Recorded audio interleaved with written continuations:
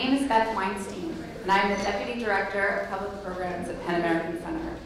It's my privilege to welcome you here tonight for our very first event of the 2014-15 calendar year. I am thrilled to present Sasha Frere-Jones, who will guide the discussion. He joined The New Yorker as a staff writer and a pop music critic in 2004. He's written about the Arcade Fire, Neil Diamond, Kanye West, and Lily Allen, among other artists. He is finishing his memoir, Crazy Rhythms, for FSG. But first, it's my pleasure to introduce Xiaolu, who will read from I Am China.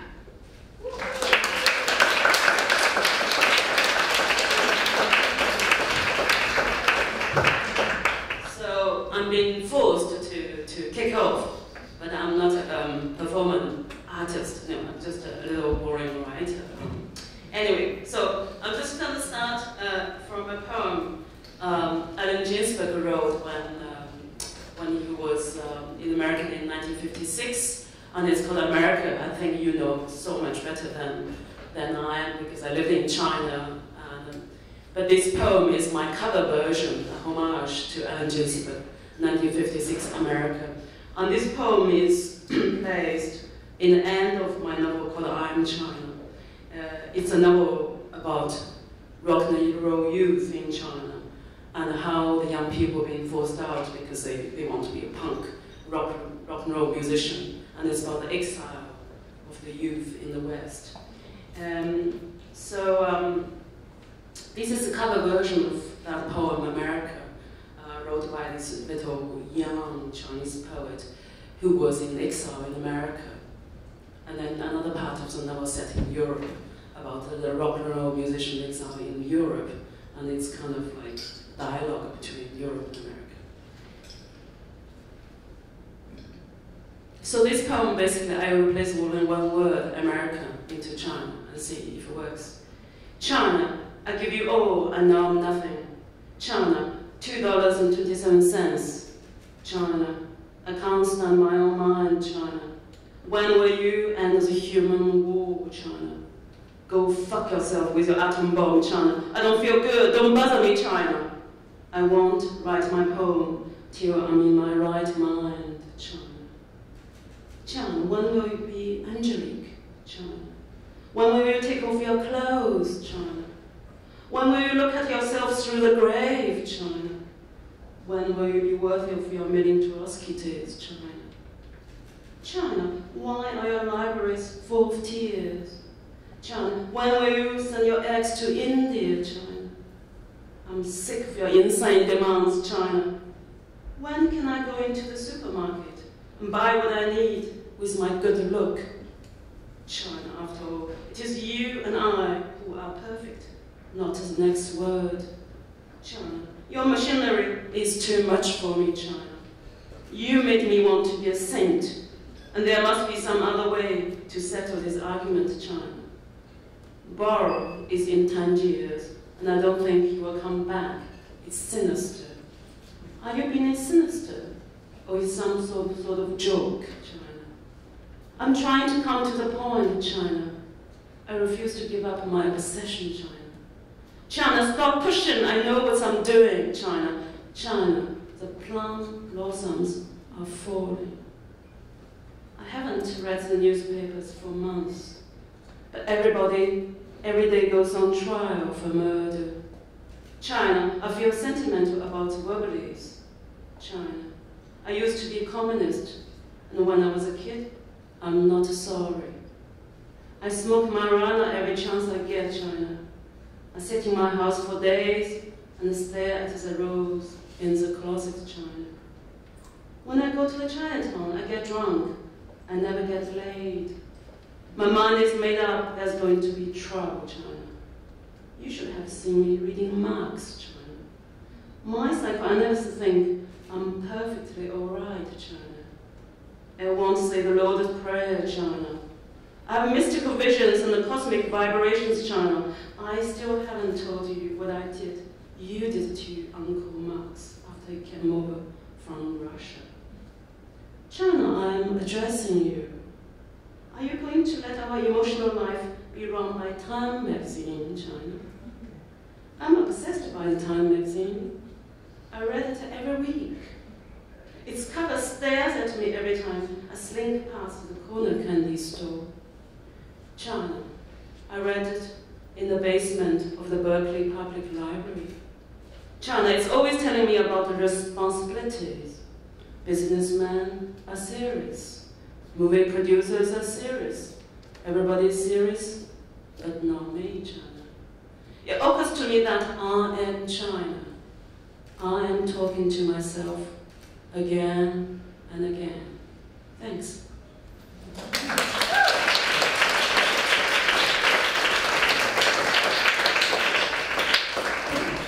Good performer than that on.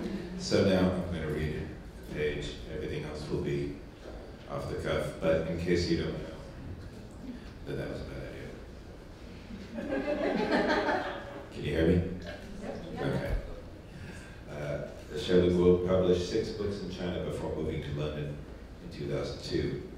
The English translation, The Village of Stone, was shortlisted for the Independent Foreign Fiction Prize and nominated for the International Impact Dublin Literary Award. Her first novel, written in English, A Concise Chinese-English Dictionary for Lovers, was shortlisted for the Orange Broadband Prize for Fiction.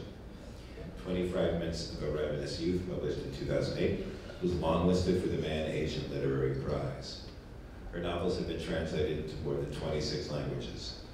She is also a successful filmmaker of feature films, including UFO in Her Eyes, How Is Your Fish Today, We Went to Wonderland, and several documentaries. In 2013, she was named as one of Britain's best young British novelists, a list drawn up only once a decade.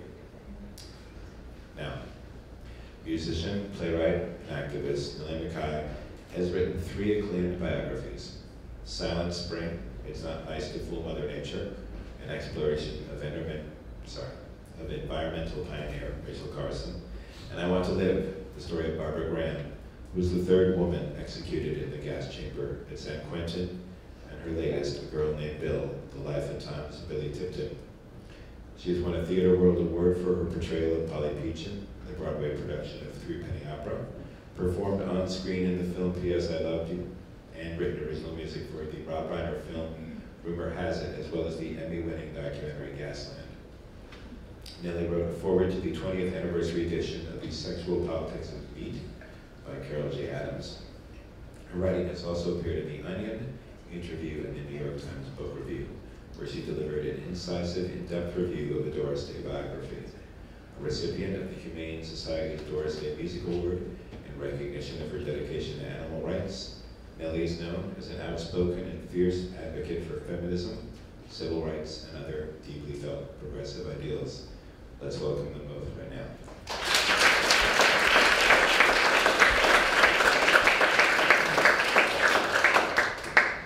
Now, so we have one native and one exile. In what way does being away from your home inform your work? And Nellie, in what way does being at home inform the way you approach the people you feel you're speaking to? I don't know how Nellie you feel, probably because it's more like your homeland. I think for me it's complicated. I grew up all my life in China, stayed there until I was 30 years old. Then I moved to Europe, mainly live in London, and then tried to reinvent myself as a writer, so I started writing in English only 8 years ago.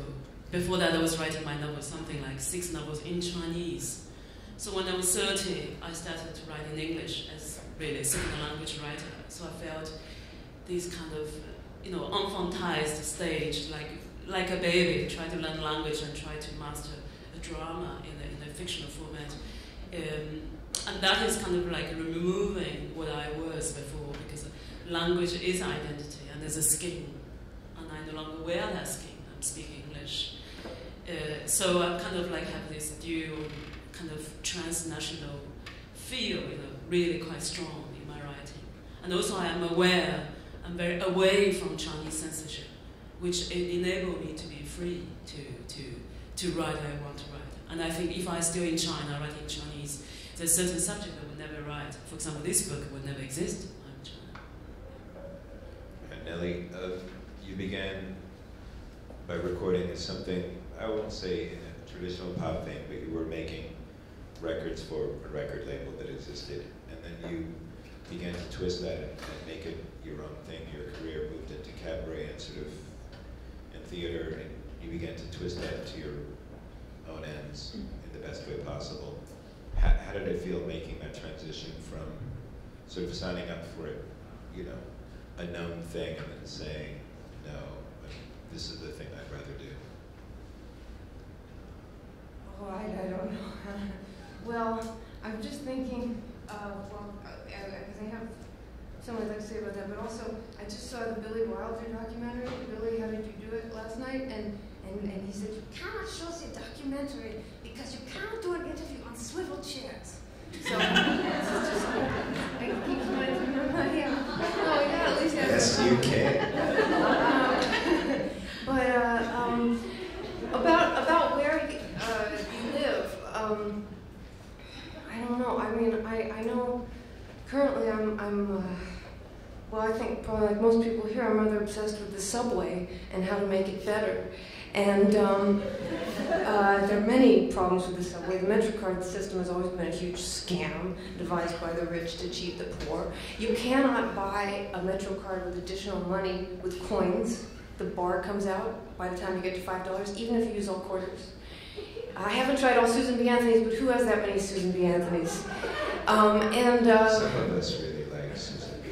I like Susan B. Anthony too, but I mean, no one gives them to you. You have to seek them out by asking for change from the evil. The struggle is long. It is long, and so I guess I don't.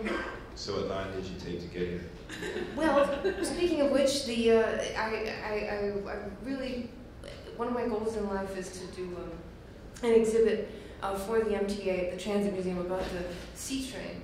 And because it is by far, the old C train is by far the best train in New York. It doesn't have the horrible, soul-deadening, computerized announcements. It does not have the ear-shattering ding-dong, which is terrible for musicians. You can actually see out the front, which most of the new trains don't. Actually, none of the new trains have. And but of course, they never address that when they do their polls. My arch nemesis, the strap hangers, They campaign. also don't have center poles down the center of the car. They don't have. Oh, they don't have a That's pole. the only train line to not have center poles down the car. I don't Also, mind the poles. longest train in the line is the 7 train, which has 11 cars. Oh, that's Xiaolu is about to leave. Anyway, trying feebly to bring it back to the Nellie, to the idea of moving. I'm not going to say that I'm not going to mind read and pretend that I know what you thought when you began as a recording artist, but I figure that the people who signed you did not imagine you were going to write the books you wrote or to do the theater pieces you wrote. So you've moved in 10 or so years to a very different place. And I know that's a lot to like sum up in 1 or 2 or 25 sentences, but you know, can you give us a sense of when you made the decision, like, recordings, I got more in me than that? Was that gradual? Was it project by project, or was there a moment when you thought, Oh. I'm not getting enough done here? No, I think most people like to evolve, and they get scared and they don't. But you can have so many jobs in a life. You only live one life. That's true. Try different things. Well, if you've got to do something, which is probably a bad idea to begin with. Well, this question crosses over to a question I'll ask, but was there one, Elliot, a project that you did that was different from the one before that sort of gave you the bravery to do the things that came after? Was there a shifting point where you completed a theater piece or something else where you thought, oh, okay, well, if I can do that, then I can do X, Y, Z. I can do Billy Tipton. I can do the death row inmate. I can do these other things. Was there a moment where that shifted for you? And I think it's just a deadline, and then you get desperate. You got Just to like come up with writers. something. Yes, you do. Yeah. Okay. So Xiaolu, you made both films, some of which are, I say fictive, well that's a terrible word, but a little bit made up, and then some of which are documentaries. Yeah, less narrative. Yeah, when did you decide that you wanted to do both writing and visual work? I started as a kind of young poet of socialist country, the way our youth, our childhood doesn't exist. So the childhood is reading all this propaganda text in the textbook, and then secretly reading all this translated Western literature. For example, in the 80s, all the B generation was translated into Chinese, and I was really madly in love with Kerouac, Allen Ginsberg, even Charles Bukowski was very well translated. And I think that was like the secret passion you discovered after the Cultural Revolution. Everyone was looking at the Western liberal literature, and I was really madly on that track, trying to write like beat poet. So I published when I was quite young, 13, 14, in this kind of communist kind of teenager poetry magazine, pretend I write about greatness of earth and the peasants, but actually really about depression of growing up. And then when I was 19, I was very kind of anxious about the life I was going to take, because I left the village, and everyone said there's no hope to be a poet. You should be a very fashionable position, which is filmmaker. And that was the 90s. In the early 90s, the camera in China became video camera, digital camera, and Chinese industry making loads of digital camera, very cheap one. And I decided I should be filmmaker, but it starts from digital camera. So I was trained forever, like 10 years in the film school in China, and then was 3 years film school in the UK, and that's how I ended up in London after all these mad years of film school training. But I was never making a single film within 13 years in the film school, because each time when I think of story, automatically in the poetic format, which has become prose or narrative or a novel. So I never really made a film. I made a film after I left China and came to the West. And I felt this shame of never making a film as academic trained filmmaker. So it's really strange. I do rediscover myself after I left China when I was already 30. And this is something I actually benefit from, life elsewhere rather than, I think life is here. And I wonder I would ever be doing all these things when I still live in China. I was writing lots of propaganda film script for the state television, state magazine, which I was never... Art that would be approved by the government. Well, I could be. I mean, also, when I lived in Europe, also this kind of huge loneliness kind of wrapped around me. I think the spirit is quite different, like spirit here, especially in New York, is very kind of energetic spirit. So I think this kind of intellectual loneliness in Europe, which I lived in London, Berlin, and Paris for a bit, is quite lonely, and I felt the necessity of telling a story in the documentary format and in the fictional format. But I also was doing both. I write a novel when I know the novel is much more monologue based, because most of my novels are first point of view, is this I voice. And with the films, you can hide a bit or play around a bit, because the films only have this 90 minutes, maximum 2 hours. So you can do something quite crazy with visual. So I know they separated, and I decided in a very kind of subconscious way, really, very sensual way to design. It's, as we can see from the title of the book, I Am China, although you may be in London now, you are obviously tied to where you're from. What does that do to your identity as a person and as a writer, to be a citizen of more than one place, in terms of who you think you're writing for and about? I think to begin with, I have this strong political exile, to start with. So my novels have very kind of intensified, angry tone of the unhappiness of the political situation the characters suffered. And then once I started to write, I felt this freedom. I could be writing in another language, which I don't need to go through the censorship in China. Then I suddenly felt this freedom. And then the novel was just taking on a different shape.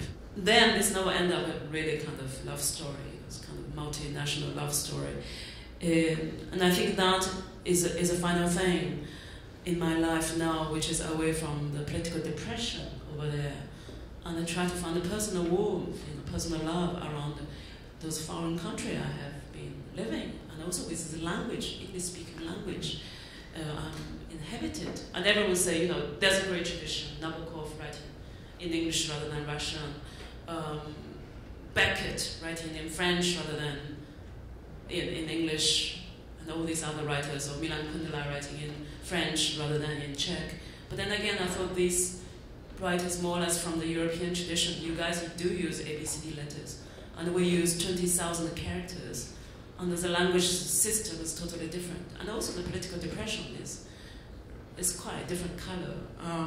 But again, I think you do live in a multi-identity, and this is rather good for artists. Yeah. You have a documentary called Voices of Ordinary Madness, which is made entirely in London, correct? Yeah, yes. And it's a beautiful documentary. I really do hope it gets wider distribution and people see it. And there's a heartbreaking story. The first character in the movie is someone who lives in London. He's of Ghanaian extraction. He's Ghanaian. And he has some mental illness problems, and he speaks about his children at home. And there's one very simple line where he's walking down the street and he says, "I am sick, but the UK made me sick." And forgive me if this is a stretch to tie you two together, but I actually do think there's a link there. I know, Nellie, you feel very strongly about the issue of animal rights and being a vegetarian, and I've heard from various friends who are vegetarians and vegans, whatever that spectrum contains, the idea of eating a dead body contains itself a sort of negative charge, and I'm just hearing that one line, the idea that a country could make you sick, and some of us who live in New York for too long sometimes think that the city is making us sick, but this isn't the best question of all time, but anyway. Nellie, in your transition into being very vocal about animal rights and not eating animals, is there a sense in which you think that the ingestion of a dead thing somehow transfers a negative energy to the person eating that thing? Well, I guess I've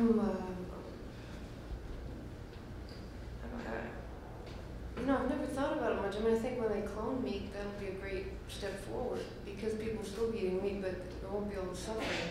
So I'm always most worried about the suffering. And then, if you want to talk about climate change, that's something most people are concerned about, quite apart from the animals. And animal agriculture is a bigger contributor to climate change than the automotive industry. It's one of the major contributors of carbon dioxide, of methane, and it's the number one contributor of nitrous oxide, which is 300 times more potent than carbon dioxide. So as Bill Maher says, it's better to eat a salad in a Hummer than a burger in a Prius. I actually agree. I think the way now we treat animals, I say not why there's no more wild animal. All the animals we are farming, we're really farming them. Even the fish is from the fish farm. The way we treat animals is really the sickness of how we treat our society. The chickens, the cows, the meat we eat is from such awful condition, and most of the meat is hormonized, injected with the hormone. And in China, it proved there's a cancer, direct link, the stomach cancer with all this meat people eat in China, because China is biggest consumer of pork and beef. And I guess America is the second one, and then African country. So there's no more wild animals, and these are just farmed animals in a tiny, tiny space. And we so-called organic farming, organic meat. Where is it? Because when it's organic, the grass actually is not really organic at all. The way we treat grass in order to feed this cow, and there's another process of pollution. So this is because we humans swallow the space of the whole planet as if only human can live on this planet. What is the dialogue inside of China around these issues versus how the Americans talk about it? I think enormous countries have a tendency to downplay the harm they do in the world. No shock. I don't think Americans probably have a very accurate view of how these things are discussed within China itself. of course, it was massive secrecy, and now because of cancer rate, I think the people got the cancer, most of the cancers from environmental pollution, and there's contamination of water. So 85% of water in China is basically poisoned. So you can't avoid it, you just drink water, and you even cook it, you get cancer some years later. And both my parents died from cancer. Well, I'm still young, and they already died. It's mainly a pollution, linked to the pollution. But anyway, so I think the big country like China, America, Brazil, and India, in a way, it's a great example of how the destruction we human created. And when we talk about China, the democracy will come, perhaps, not because of ideological struggle with American democracy, but because in the internal poison, Chinese population suffer now from the pollution. So the ecological disaster actually would demand that China have a democracy, have open information, have a much better way of treating with farming and animal industry. And do you feel like that there's a chance of that happening? I think it's happening actually quite strongly, and I don't know, the degree of democracy is quite different. But also, it's always an intellectual argument, the joke, because in the States, in America, the Harvard professor, Francis Fukuyama, said, well, history is over. He wrote that in 1989, before the Berlin Wall fell down, and when the Chinese revolution taking over 89 on the Tiananmen Square. That was the same year when Fukuyama wrote history is over, because the capitalism democracy is going to remove the old ideological difference between East Bloc and the West Bloc. And again, people laughed about that, because really, there's no more difference politically, because we are all in the globalized capitalist world. There's no longer a real communist China. The last bloc is really North Korean, but we all think it's kind of weird, some terrorist country. But I think we are on this process of we come towards this democracy of ecological balancing. And China is doing a great deal, hopefully not too late.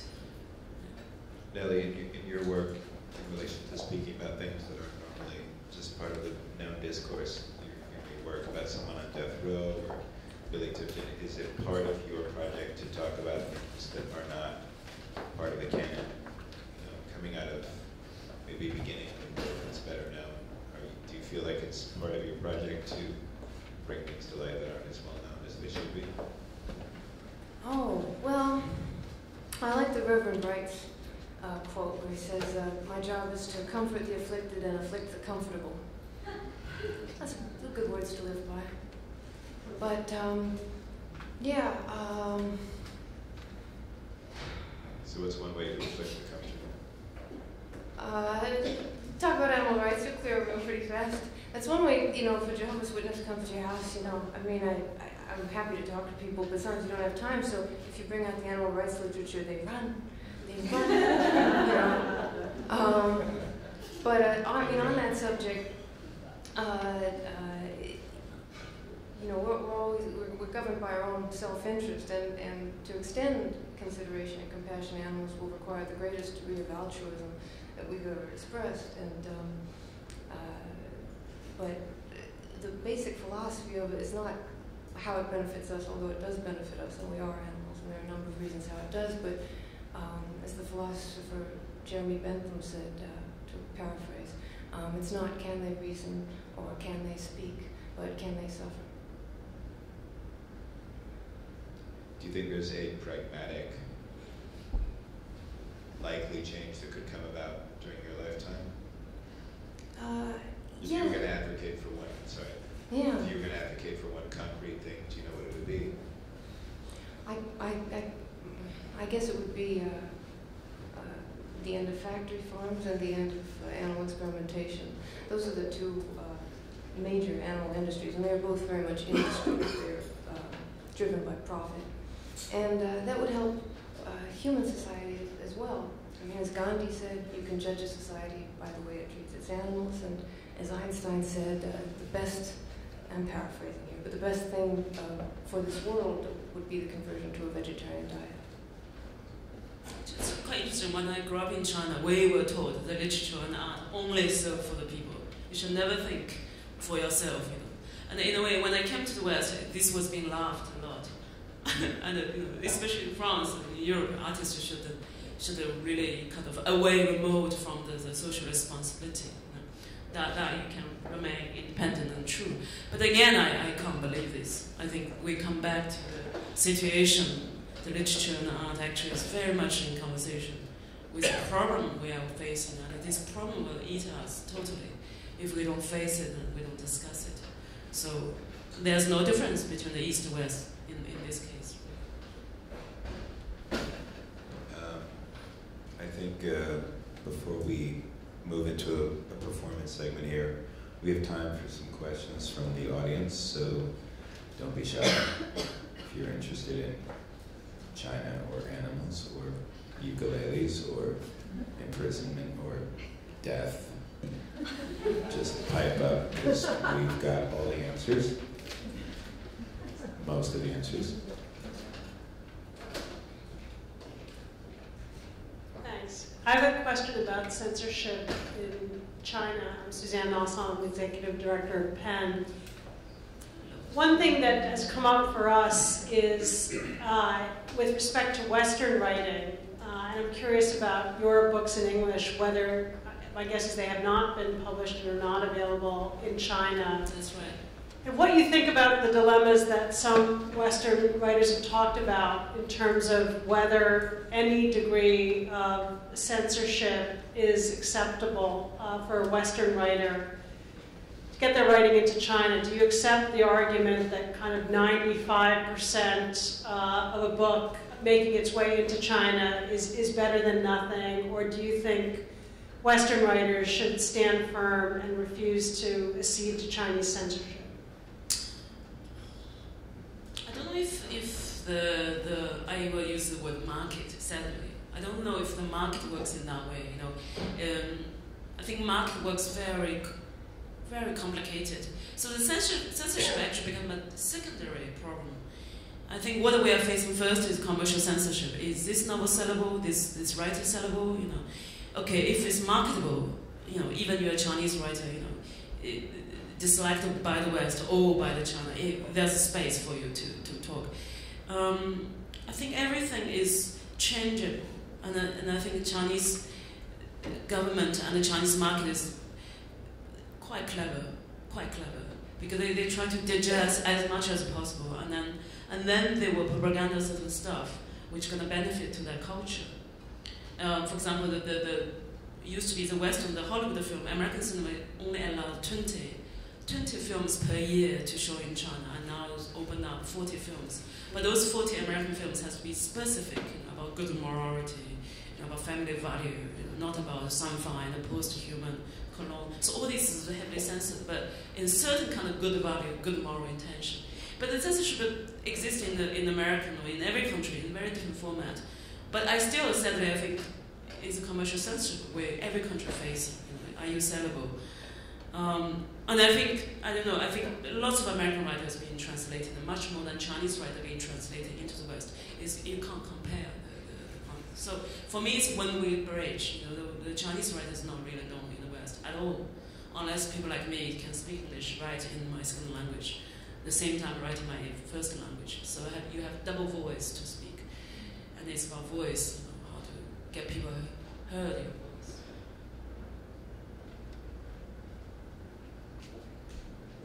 I'm just curious about the beat translations that you read. Do you, if you read them again now, you said that the Bukowski translations were really good, but how do they compare now when you read them, and do you know who those translators were? Yeah. They were, most of because the Beat generation poetry was wonderfully translated, so much better than the English Victoria literature. And I think Shakespeare was really badly translated, and we can't read through. And Proust was badly translated just because one is to do with a certain feudal society or kind of noble society in European history. There's something really we can't crack in the modern, in communist China.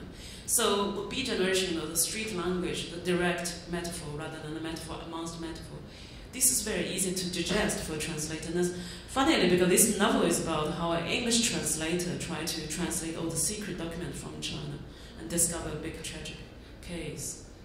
So my interest is always about cultural interpretation between the East and West, and the misreading, and try to understand secretly and publicly how the other man work, and the other way around, how the Chinese try to understand the so-called open-minded Western modern democracy, which we're longing for. When we were in China, we were desperate for that.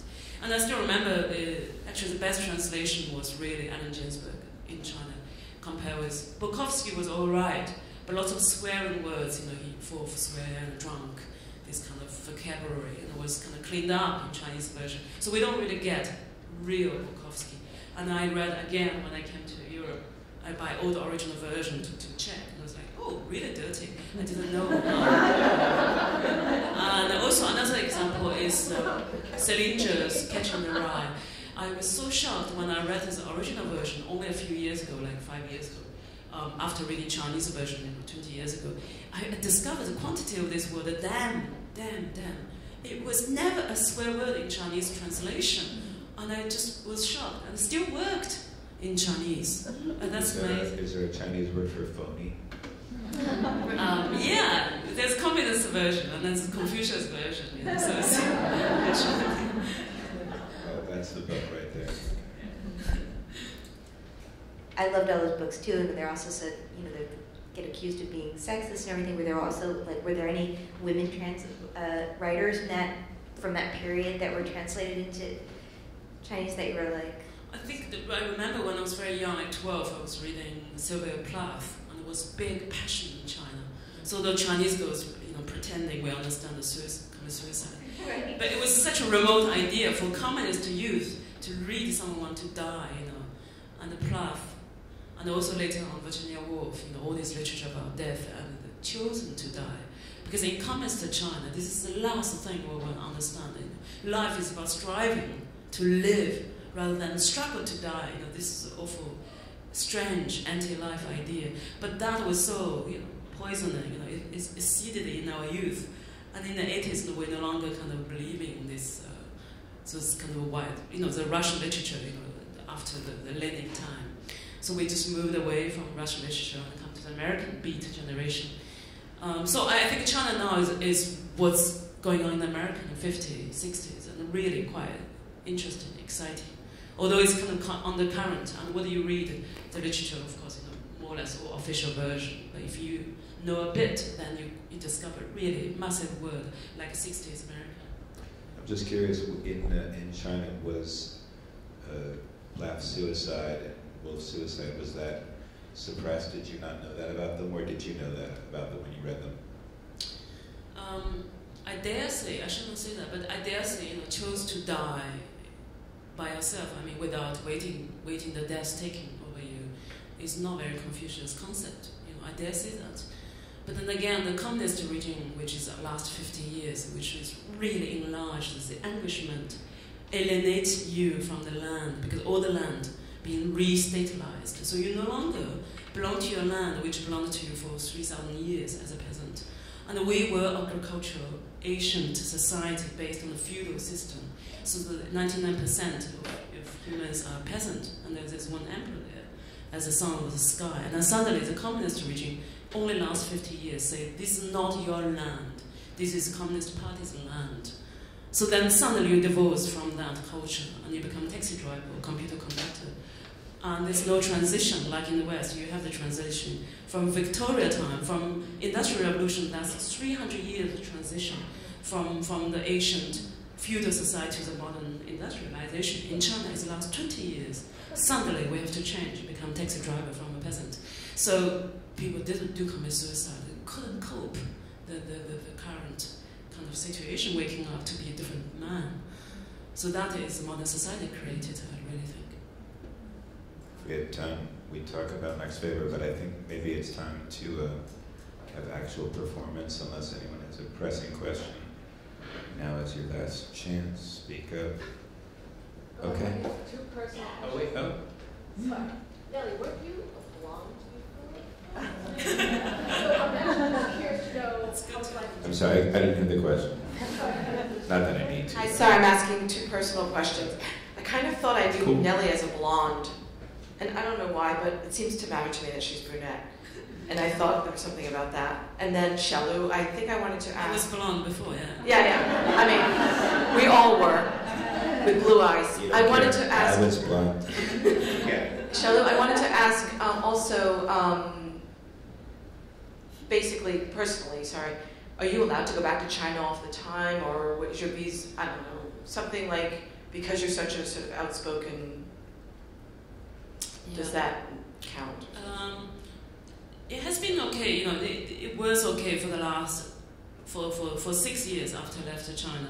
And then slowly, when my previous novel called UFO in the Eyes, about a little village saw a UFO and everyone go mad, and then it's about totalitarianism. It's a very Milan Kundera kind of metaphoric novel. When that published 4 years ago, I was told I was not welcome. So I went through Hong Kong. I went to see my parents before they died. And all my films was banned in China. None of my films showed, but that's okay. You know, they shown everywhere in the world. For me, it's problematic if I write novel, you know, my country can't read, and I write in English now because it's double exile, really. And now, actually, last year when I tried to publish this novel, I decided to go back before this novel come out because I know this is going to be quite problematic. And when I went back and they discovered I have a British citizenship, so they decided to cut my Chinese national passport in front of me. Because in China, it's not allowed to have two nationalities. They didn't even ask me which nationality I would choose. So immediately, I lost my Chinese nationality. And now I have to apply visa. That's a different story, you know, as a foreigner visit. But as long as I don't do my cultural event there, I'm all right. I hope. Or black hair. Who sent you? I went in, I said, I want to be Al Pacino. And she said, oh, you're going to play Al Pacino? I said, no, I want to be Al Pacino. She wouldn't give me a goatee, but we're getting there. All right, so now on the ukulele, Serpico. No, I think Nellie's going to play now, and thank you for your questions, and we will now transition into the musical part of the evening.